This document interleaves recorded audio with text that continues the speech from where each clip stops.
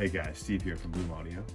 Today we're going to talk about two new earphones from Campfire Audio, the Vega and the Dorado. The Vega and the Dorado were part of a previous line released a few years back.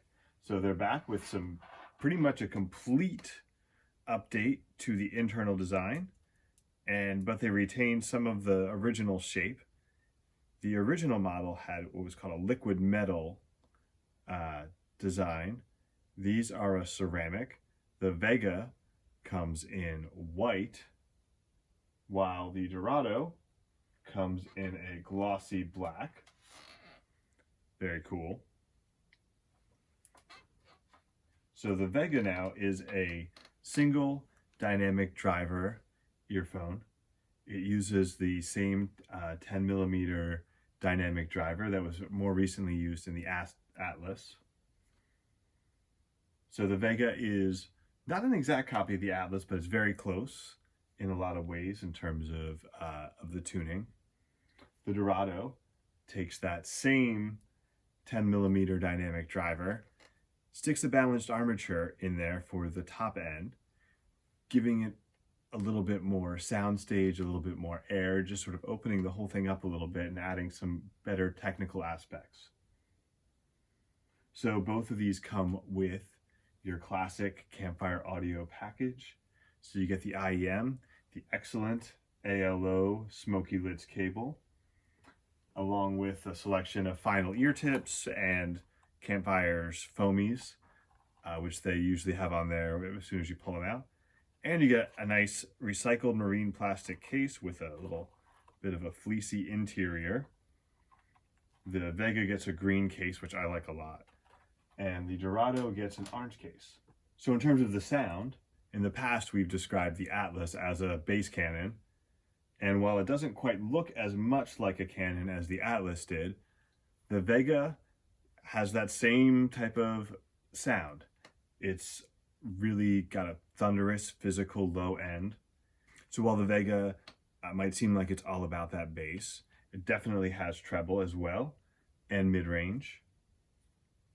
I found that the Vega is very versatile, excellent across a variety of genres. However, it really excelled to me in more modern jazz and alternative rock.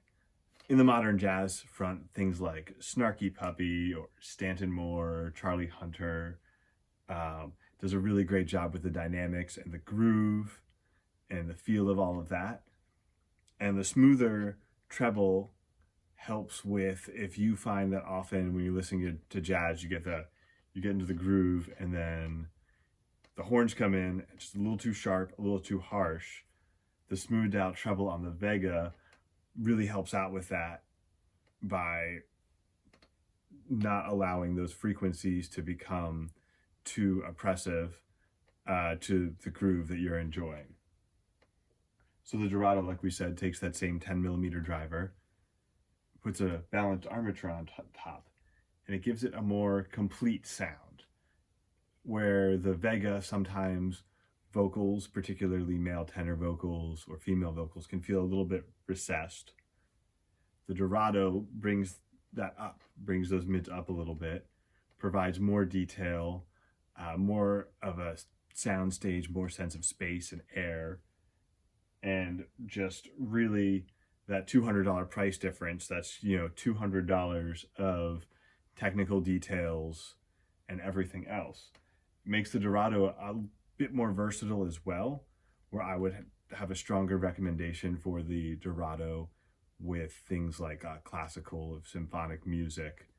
I think it handles better because of the improvements in the soundstage and the imaging, and its better full range response.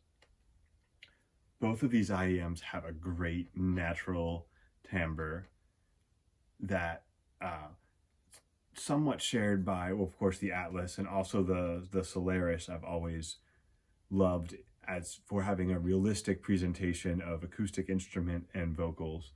And even on the Vega, where the vocals feel a bit recessed at time, they still feel good.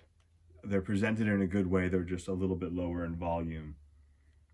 And the Dorado, again, picks that up, sounds natural and realistic across the board.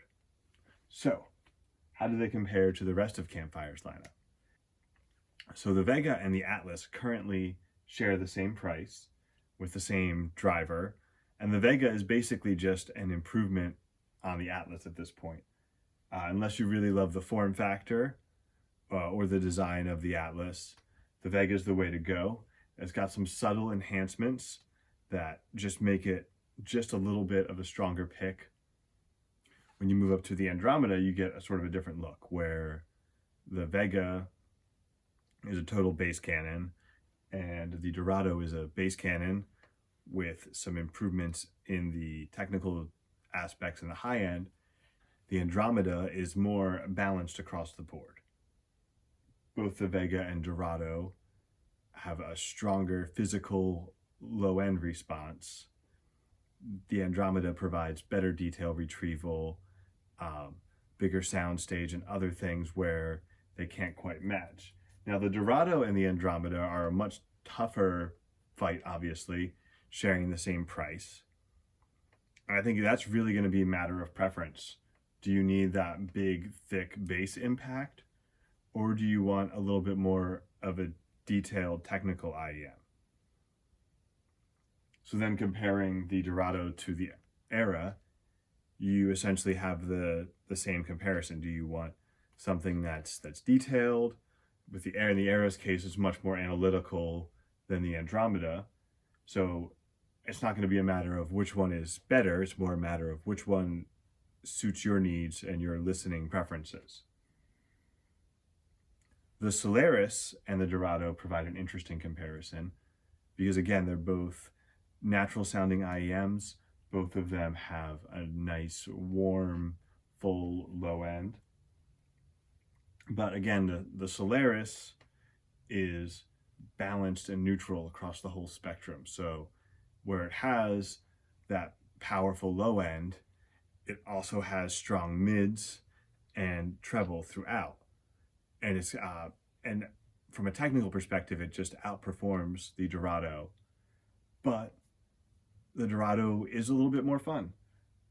It's got a little bit more, because of its cutting out some of those frequencies. It just has a little bit more of that thump and that exciting feeling that some people are looking for. If you really want a stronger low end, the Dorado might be a good pick. Whereas the Solaris, in terms of technical capabilities, is the better all-around IEM. But I really love these two. The Vega is the Atlas was one of my favorites from Campfire's current lineup.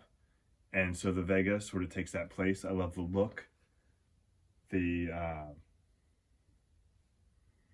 ceramic shell and all of that. And the Dorado as well, which just, again, all it really does is take the Vega and add a greater degree of technical capabilities and a more balanced full frequency response. So what's not to love? Well, thanks for watching. I hope you enjoyed the video, and we'll be back with more content about personal audio very soon.